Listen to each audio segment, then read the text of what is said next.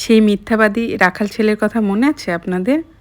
যে রাখাল ছেলের গল্পটা আমরা পড়েছিলাম সেই ছোট্টবেলাতে। সেই রাখাল ছেলেটা যে বাঘ এসেছে বলে বারবার মিথ্যা কথা বলতো। মাঝরাতে গ্রামবাসীর ঘুম ভাঙাতো। বাঘ এসেছে বলে চিৎকার করতো। আর গ্রামবাসীরা তাকে বাঁচাতে আসতো। এসে দেখতো যে বাঘ আসেনি, সে মজা করছে। তো একদিন সত্যি সত্যিই বাঘ এলো গ্রামে। রাখাল ছেলেকে বাঘ ধরলো। সে চিৎকার করলো, বাঘ এসেছে, আমাকে বাঁচাও, বাঁচাও। কিন্তু সেদিন কোনো গ্রামবাসী তাকে বাঁচাতে আসলো না। কেননা তারা মনে করেছিল যে অন্য দিনের মতো আজকেও সে রাখাল ছেলেটা মিথ্যা কথা বলছে। তেমনটা কিন্তু আমাদের সাথেও হয়ে থাকে।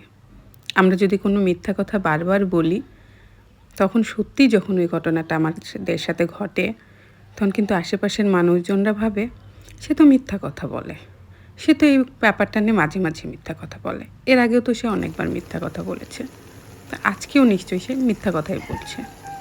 তো পরবর্তীতে কেউ আমাদেরকে আর বিশ্বাস করতে চায় না।